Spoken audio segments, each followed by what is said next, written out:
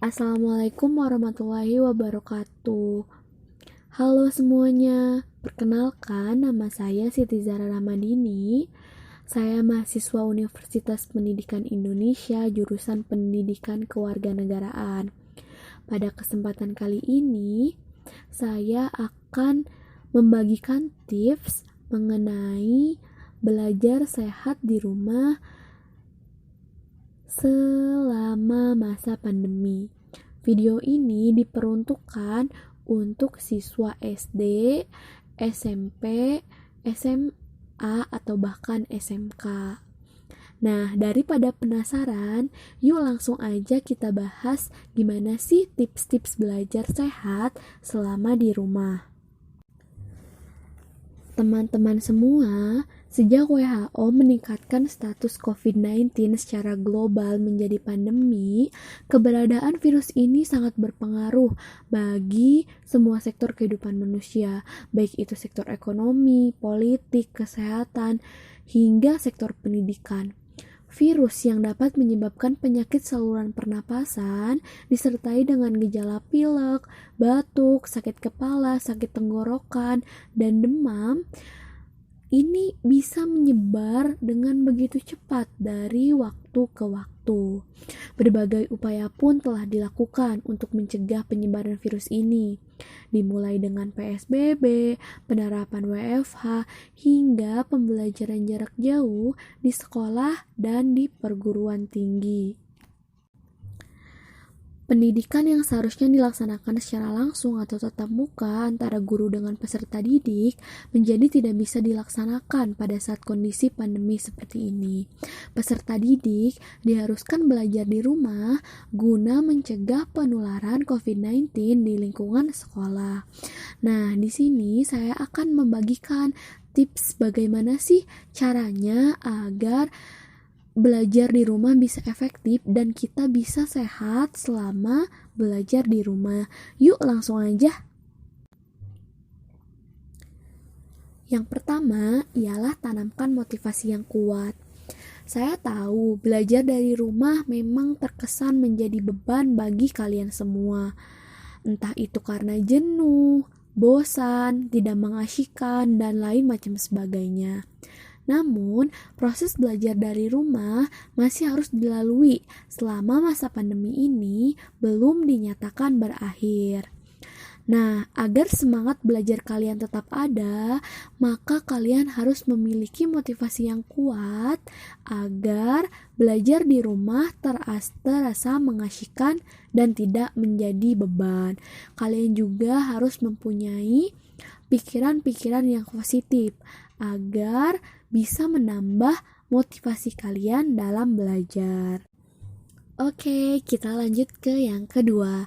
Yang kedua ialah mengkondisikan tempat belajar kalian agar terasa aman dan nyaman.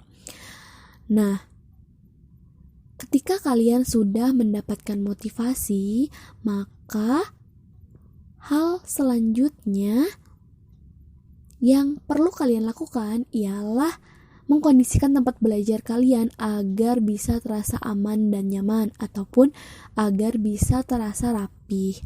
Karena suasana yang menyenangkan, suasana ruang belajar yang menyenangkan akan menambah semangat kalian dalam belajar. Itu juga sangat berpengaruh untuk menjaga kestabilan mood kalian pada saat proses pembelajaran. Tips yang ketiga ialah membuat jadwal belajar harian. Nah, jika kalian merasa jenuh dengan aktivitas yang monoton selama belajar di rumah, maka kalian sangat disarankan untuk membuat jadwal harian. Nah, dalam membuat jadwal atau schedule ini, kalian harus menyesuaikan dengan aktivitas kalian sehari-hari. Jadi, agar tidak bentrok dengan aktivitas lain kalian. Contohnya gini, kalian membuat jadwal belajar dari jam 8 sampai jam 9 belajar matematika, dari jam 9 sampai jam 10 belajar bahasa Indonesia, kemudian dari jam 10 sampai dengan jam 4 sore kalian melakukan aktivitas lainnya, dan nanti dilanjut lagi jam 4 sore sampai dengan jam 5 sore kalian belajar agama, misalkan seperti itu. Nah, dengan adanya schedule tersebut, waktu belajar kalian pun bisa semakin terarah dan kalian tidak bosan lagi dalam belajar di rumah.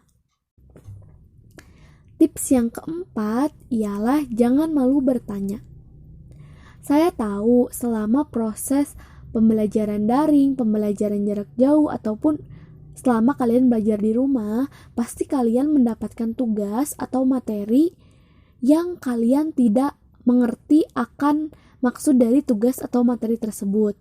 Nah, saat kalian tidak mengerti tentang tugas yang diberikan oleh guru, kalian bisa bertanya langsung kepada guru yang bersangkutan, karena agar kalian tidak kesulitan dalam mengerjakan tugas.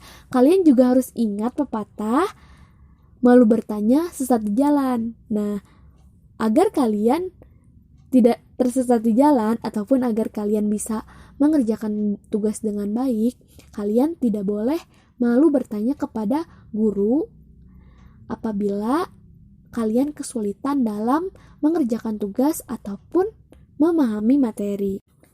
Kita masuk ke tips yang terakhir. Nah, yang terakhir ialah tetap menjaga kesehatan selama belajar. Nah, saya tahu mungkin saat pembelajaran daring atau saat kalian belajar di rumah, tugas yang diberikan oleh guru itu semakin hari semakin banyak. Terkadang kalian juga harus meluangkan waktu lebih banyak untuk mengerjakan tugas tersebut atau untuk mengerjakan tugas tersebut. Namun jangan sampai demi mengejar deadline yang telah diberikan oleh guru, kalian tidak menjaga kesehatan kalian. Kalian begadang, pola makannya tidak teratur, dan lain-lain. Yang harus kalian ingat ialah kesehatan merupakan hal yang paling utama, karena apabila kalian sakit, kalian sendiri juga yang akan merugi. Kalian yang akan tidak bisa belajar dengan fokus, dan masih banyak lagi dampak negatif yang terjadi apabila kalian sakit. Nah, maka dari itu tetap jaga kesehatan kalian selama belajar di rumah agar imun kalian pun tetap kuat.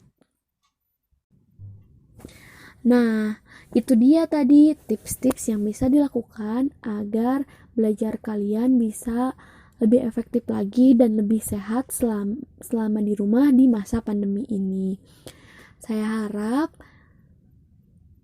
video kali ini bisa bermanfaat bagi kalian semua dan bisa membantu kalian semua. Tetap jaga kesehatan, stay safe, and then stay healthy. Saya Siti Zahra Rahmadini. See you. Assalamualaikum warahmatullahi wabarakatuh.